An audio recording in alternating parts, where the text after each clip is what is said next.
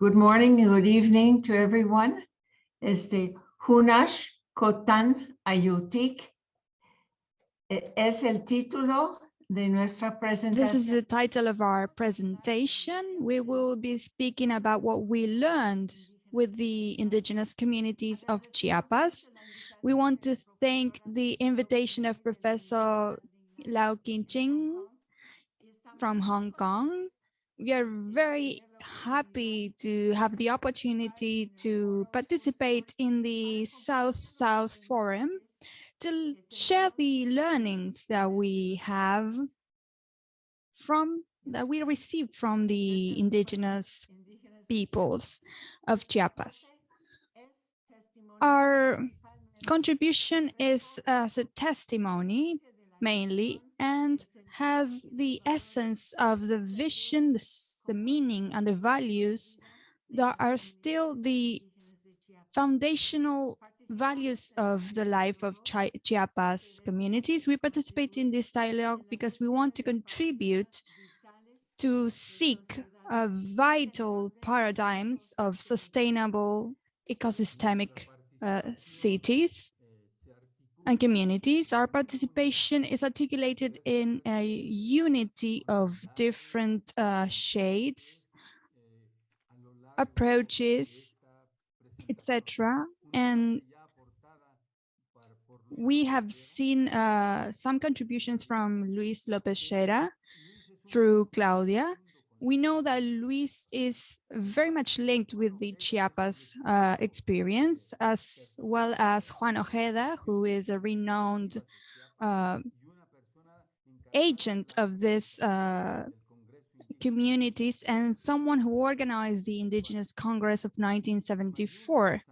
We also have contributions from Mixiuhca SANTANA and her experience with indigenous women. All of them have been closely linked with the experience on the heart of these indigenous communities.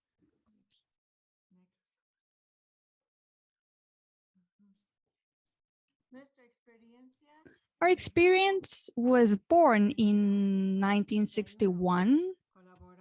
We cooperated with Don Samuel Ruiz Garcia, the Bishop of San Cristóbal de las Casas, Chiapas.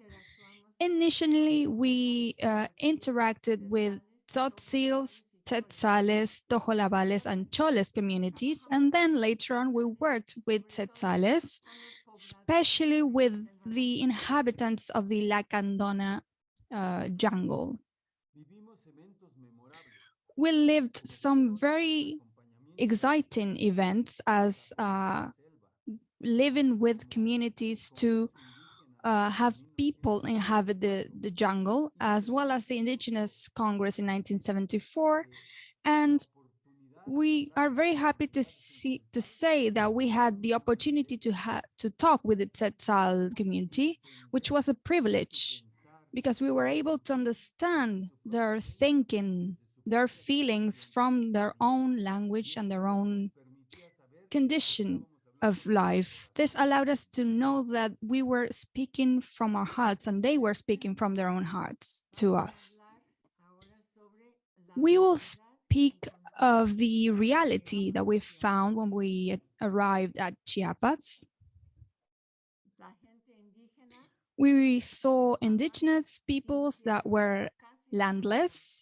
They were almost slaves, living all together in the farms, which are great lands that belong to people who are not indigenous, called Ladinos. Being all bundled up together meant living at the farm, but without rights, being forced to work long hours and being paid $10 cents a day. Women and children also worked without any payment. And this is an example. In the San Vicente farm, 40 adults lived there all together. When they found out that the Indigenous Congress was about to be held, they went there to be part of the Congress. And then they learned that they had rights. They went to Chiapas, the capital, and they presented a document to the owner. In this situation, the owner, being so shocked, pulled up his gun and looking at the chief of the indigenous people, he pointed the gun at him and then saved it again. And his wife said, "What is wrong with you? Are you afraid of an indigenous person threatening you?" And she said, "Kill him now." This man pulled up his gun and killed the indigenous man. All the other indigenous inhabitants ran away. La gente, en esos People, then there was no schools, no education at these farms, there was no health service, and more than half of indigenous inhabitants at this farm suffered tuberculosis. This was this difficult situation they were living through. And also injustice, inequality, racism, and discrimination were part of their condition, their living conditions. They lived in extreme poverty without any services whatsoever. And this was normal for them. This was normal for generations and generations to come.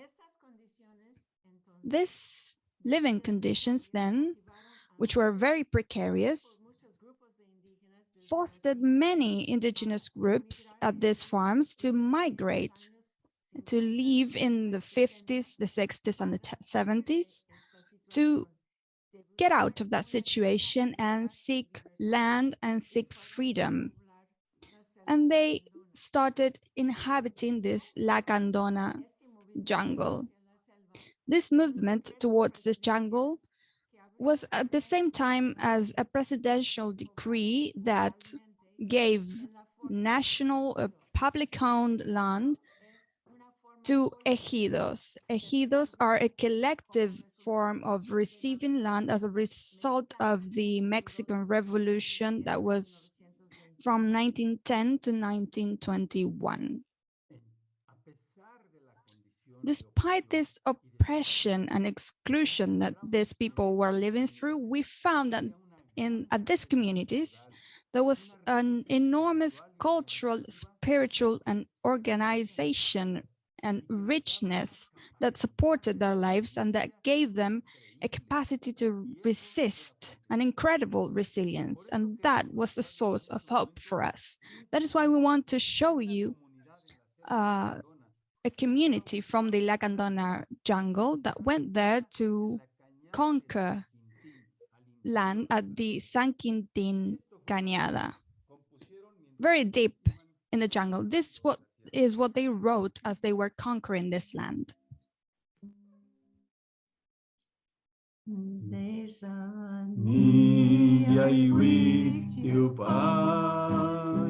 Un grupo que salió dejando sus pueblos, dejando sus casas, buscando una tierra donde vivir. Año del 68 presente lo tengo yo. Formamos colonia aquí en la selva, poniéndole por nombre Emiliano Zapata, poniéndole por nombre Emiliano Zapata. La salida no fue fácil. Hubo mucho que aguantar, hambre, sed, dolor y lluvia. Hubo mucho sufrimiento, hubo mucho sufrimiento. Construimos un cayuco, una casa para todos, empezamos nuestras milpas y la tierra a producir, y la tierra a producir, y la tierra a producir. Emiliano Zapata, y señor, es mi tierra.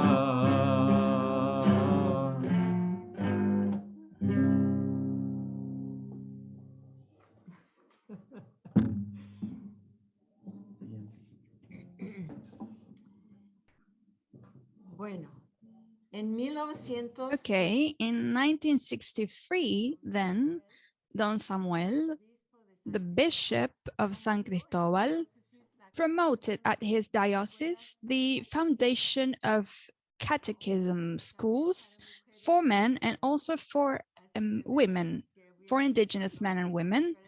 So we see two different groups, a man group and a woman group, and these people were elected by their own communities and became the reference, the leaders of celebration each week. At these schools, we saw for over 8 years the training of 600 men catechists and 200 women catechists. And through these actions carried out by these communities, this movement multiplied and reached 10,000 catechists working at the communities and 250 deacons in 2010. From 1970 to 1972, there was a process of community reflection at 200 communities in the jungle, which was called We Are Seeking Freedom. This movement started through a question, a trigger question, which made reference to history, to vision, to cosmovision, and living conditions that were marked by discrimination and oppression in these communities. These people opening up their minds and hearts were able to name oppression and understand that they were valuable, that their customs, their beliefs were valuable. They were able to word this reflection each week in these 6 regions. These words were heard by old, wise people, and they taught what was called a lesson. And these people turned the lesson into chants, into new questions, into prayers, into documents. All of this was the contributions of several community creative people working from freedom. This is what Luis mentions as the word of God spoken by communities. So we see the basis of this, and we see that over 50 years, we have learned so much of these communities, and we will be now listing all these learnings. This image is from the Indigenous Congress of 1974, which expresses and is a symbol of the social process developed until then. These people reflected there at the Congress, and they acted from their ancestral roots, and they projected their cosmovision forward, which allowed these indigenous people to discover and to name their condition, their oppressing and excluding condition. They were able to believe in themselves and in their possibilities, their potential, and they could act.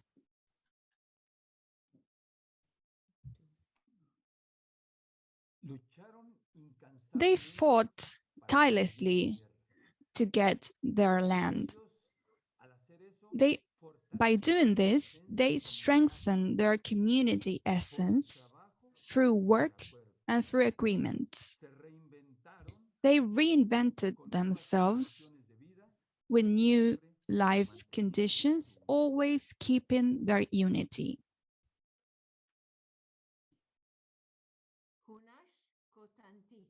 Hunash Kotantik means the essence, is the essence of indigenous peoples in their understanding of community action. And this means that in a single heart, we are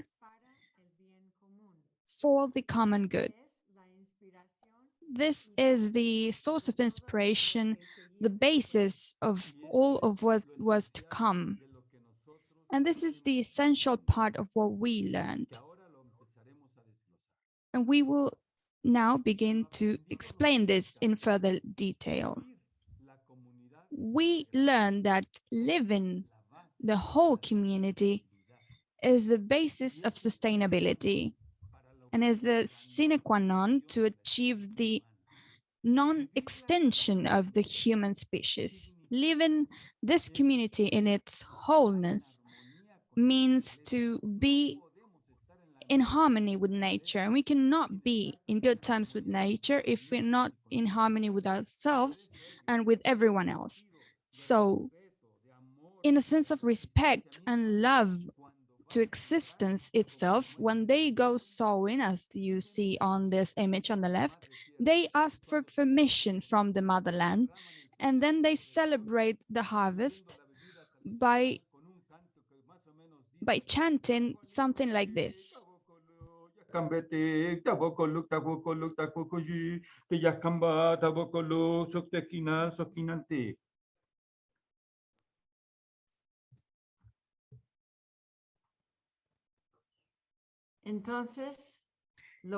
So the priority for them, for these indigenous communities, is and will always be the common good. For them, this implies the good living, the good of all of them, and the totality that we ourselves call the universe. This implies being closely related with the land, working always in agreement, in community agreement, which leads them and makes possible the celebration of the achievements of the whole of the community. This is why the 4 pillars of community life are in the center, in the heart, the common good. We are because we are in the common good. And in these 4 elements, we create 4 pillars. We are the common good, first of all, together with the earth, the land.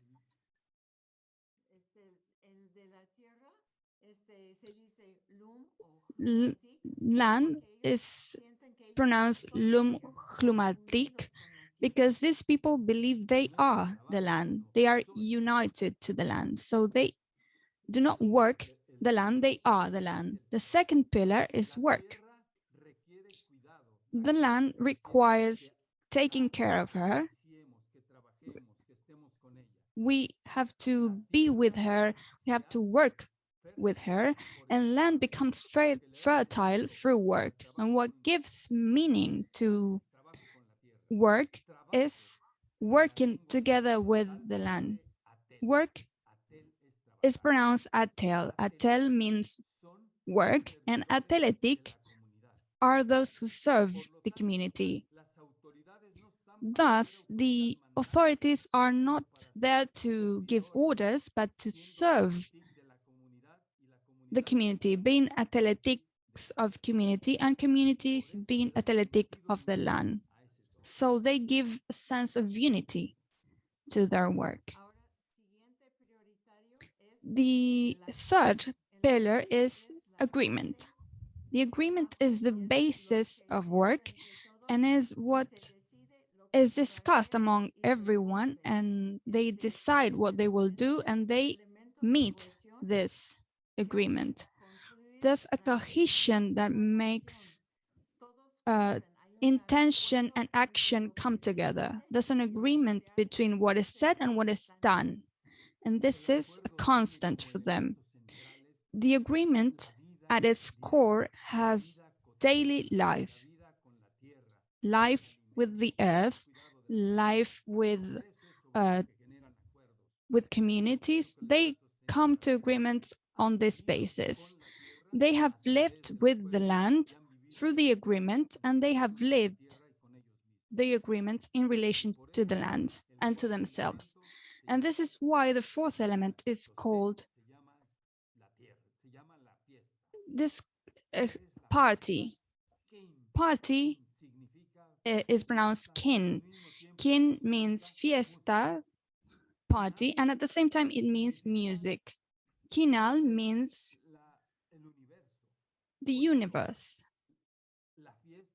This is why the party is a celebration of the community with living with the universe. Kathy says, when there's a party, is as if time was stopped. There is no time. Is as an ecstasy. We see 2 days, 3 days go by because they are expanding. They are with together.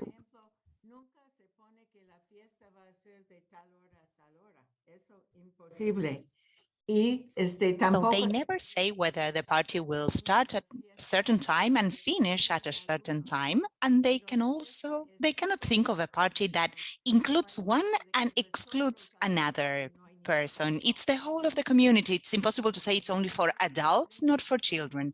It's not possible. It always includes everyone. So these are the 4 elements that represent the basis for the common good.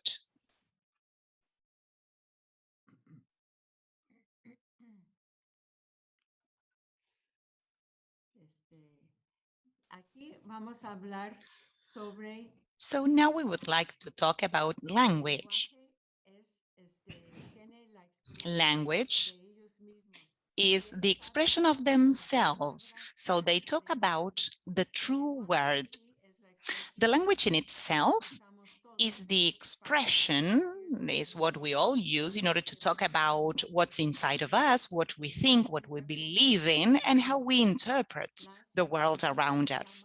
The indigenous call true word the coherence between what we believe, what we say, and what we do. Their language is very powerful, very concrete and symbolic. It cannot be seen at first sight, but it requires a very attentive kind of listening in order to understand what they mean. Why do we say this? Because the structure of language is not separate. That is to say, the nature of language of Central, the Mayan language, is integrating. It integrates the subjects and the result and the actions. And that's why it has a descriptive power that gives it depth and expressiveness. So, for example, let me read you this phrase. The following phrase reads, Yahnat-at. What does Yahnat-at means? Simultaneously, it means, right now, I know you. And as I know you, it acquires a second dimension of depth, meaning that as I know you, I love you. And as I know you, I love you, I miss you. Therefore, it goes deeper and richer into the meaning of the verb. The structure of language itself implies that the heart is something very important that goes together with almost all expressions. For example, when you greet someone, when you meet someone in the street, what you say is, how's your heart doing? Or what does your heart say? They also validate the true word because of the truthfulness of the heart's intentions. So, for example, if a person is trying to deceive someone or to tell a lie, the way in which that is expressed is chepiotan, that is to say, you have two hearts, or there is like a duplicity. What you're saying has double meaning. It's not true. It's not real. It's not true deep inside. So the heart has a great importance in language because the heart represents your own state. It goes through you, with you throughout your life. And as you can see there on the screen, Untitled implies care, taking care of. Taking care of. That's the verb. It's the verb caring for or taking care of. That's the deep meaning of possession, but possession not of possession of things, possession meaning owning the care or being able to provide care to someone. So language connects them.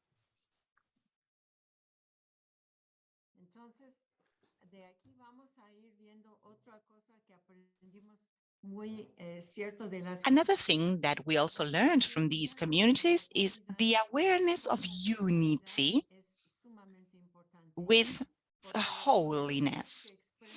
The awareness is expressed from the inside, that is to say, from the being, and it is called Chulel, which implies spirit and our sacred being. The sacred is the link with the whole or the entireness of the universe. So each person has 13 chuleles, according to the Mayan ideology, because number 13 implies the totality of the universe, and there are 13 months in the Mayan calendar, which is aligned also with the 13 levels of the Mayan pyramids. There are always 13 levels in those pyramids. Therefore, we are time and space together. We are space and time as a total creation. We are the universe. Therefore, acting from our awareness, from our consciousness, is what allows us to have access to creativity, power, potential, transformation.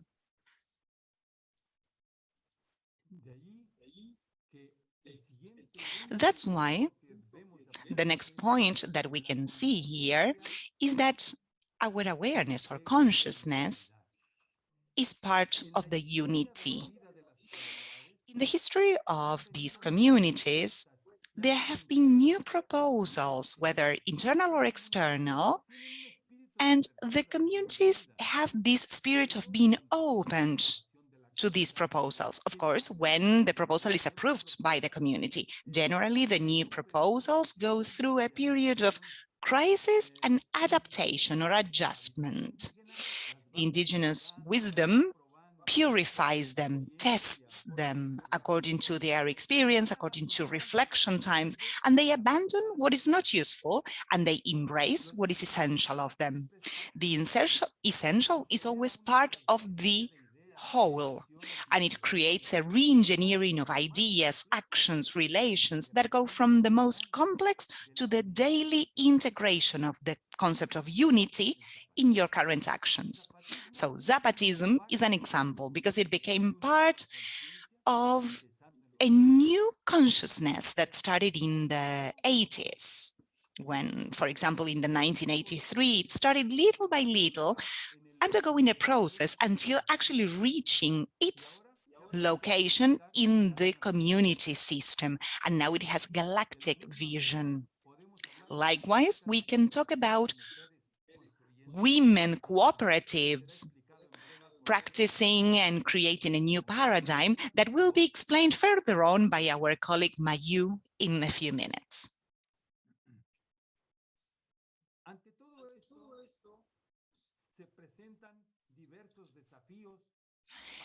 We are faced with different challenges for the communities. So one thing is what we've learned so far. Another thing is the challenges that still lie ahead. So we have pointed out 6 challenges here. The first one is that the indigenous communities, even if they are so beautiful as we are describing, have a debt to themselves and to history to overcome machism. However, there is a line for this to be achieved. In Saltal, the challenge would be called Ichel Tamukte Antesik, which means to bring women and to hold them in high respect. That would be the first achievement that is facing its greatest challenge. Second element or second challenge, migration. We know that in Mexico there is a lot of migration, and Chiapas is not the exception right now. It seems to be fashionable to leave to the US and to work there from the US. And the big challenge or the wish of many people would be, let's say, the opposite of migration, would be called Suhtel Tahlumaltik. What does it mean? Longing, the wish, the seek, trying to go back to your own land. Third, destruction of nature. A lot has been destroyed. There was a person who created a table for us, and they said, this table that I'm giving to you as a gift for Katia and for myself, he said, this is the last tree of our community. The destruction of the forest. Therefore, we need something in exchange, the opposite of that, which is Yul Tayel Tekinat, taking care of our motherland, Untayel Tekinat. Number 4, the fourth challenge, which is very important to pay attention to, rupture, breaking away with culture and values of that community. The answer for this, the opposite, would be Kushlehal Soch Tlaleltik, which implies creating a culture for life, a culture that will sustain and increase life. 5, divisions. Divisions that break us apart. There are always different initiatives or different ways in which to think which are the divisions that can actually break us apart. But what we're trying to do, what we are seeking, is trying to keep unity in diversity. We've witnessed the fact that unity is a very important value and continues to be so. And the last one, the last challenge, is drug trafficking and other foreign interests, which are also permeating the communities. So what we are trying to do is to keep and to strengthen our identity and our own strength.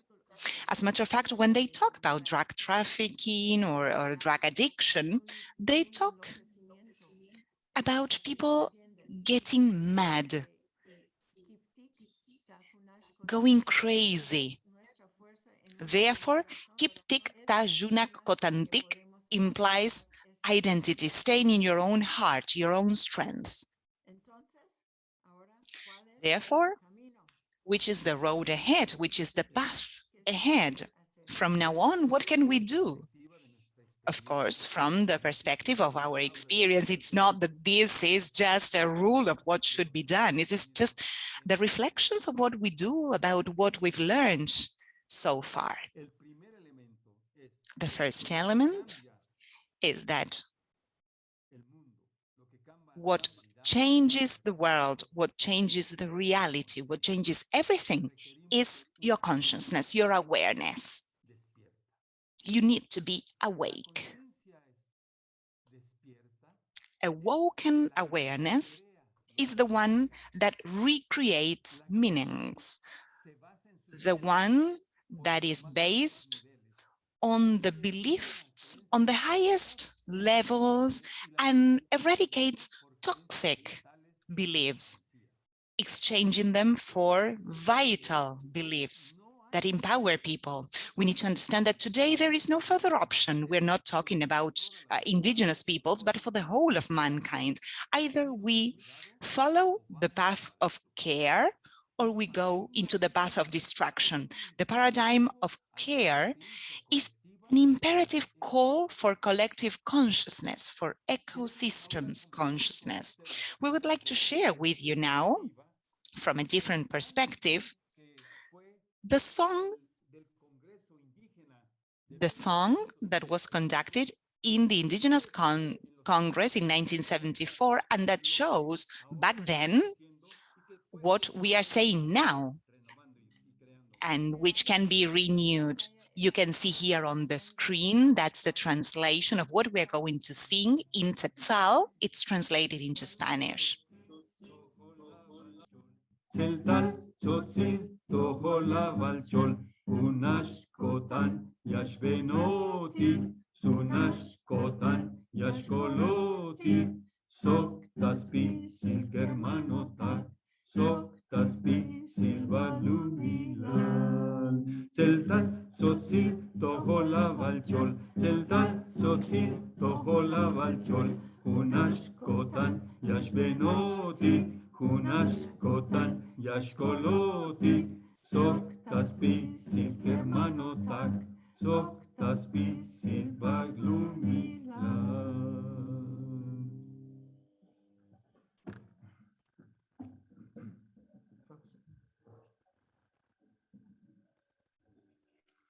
Bueno,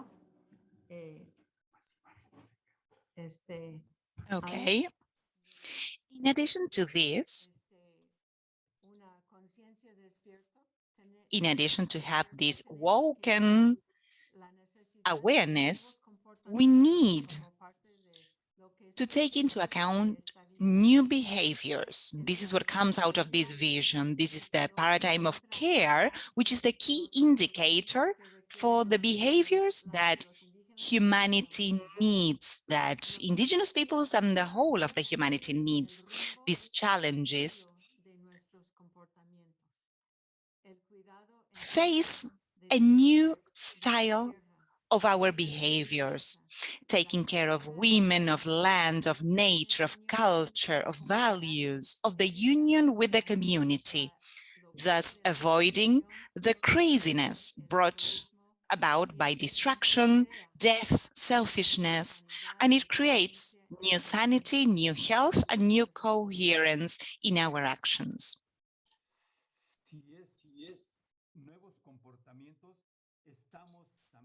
And by these new behaviors, what we mean is that we also require a new culture, creating a new culture for life. It implies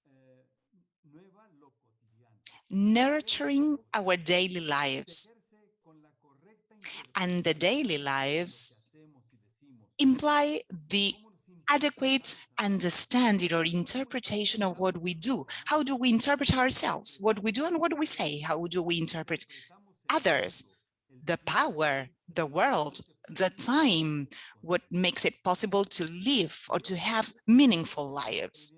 We can achieve that by means of an exchange of goods that result in a win-win situation. We are used in this capitalist and individualist world to creating win-lose equations, but we all lose. Humanity loses, nature loses. Win-win implies the spirit of abundance, to share talent, to share potentiality, and to reach the self-realization of each and every one of us. It implies recreating the party and to be together with the land and the universe.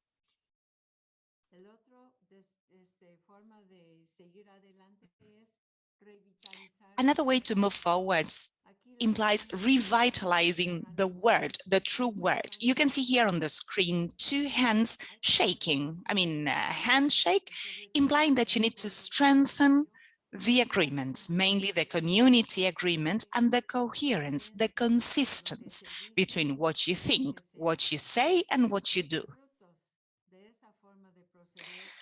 The result of these is trust, consistency, and dignity for everyone.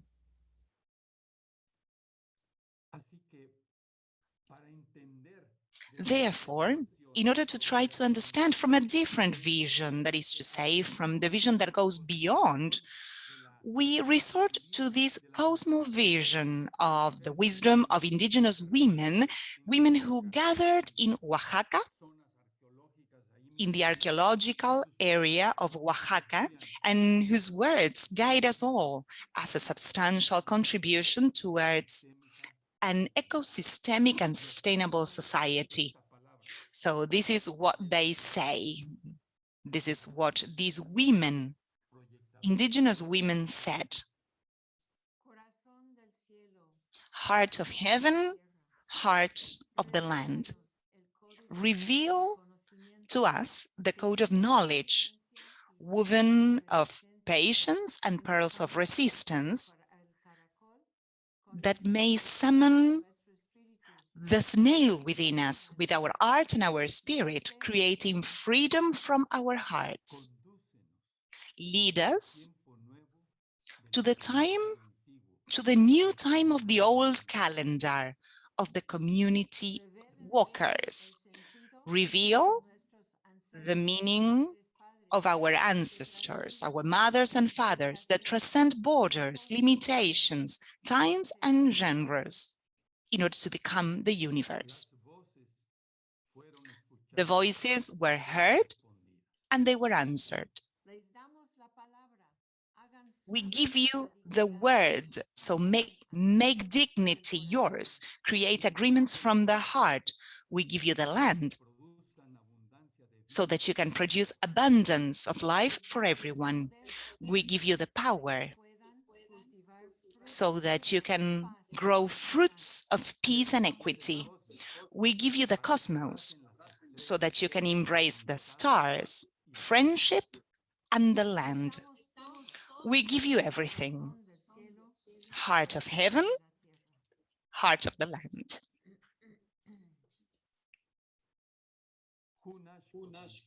Hunash Kotang Ayotik. We are together within a single heart for the common good. Hunash Kotang Kotik. In a single heart, we are together for the common good.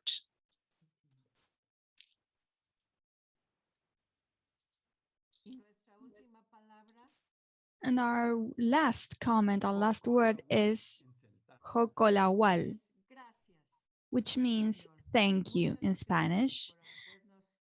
Thank you very much for having invited us to participate here to share with you this moment.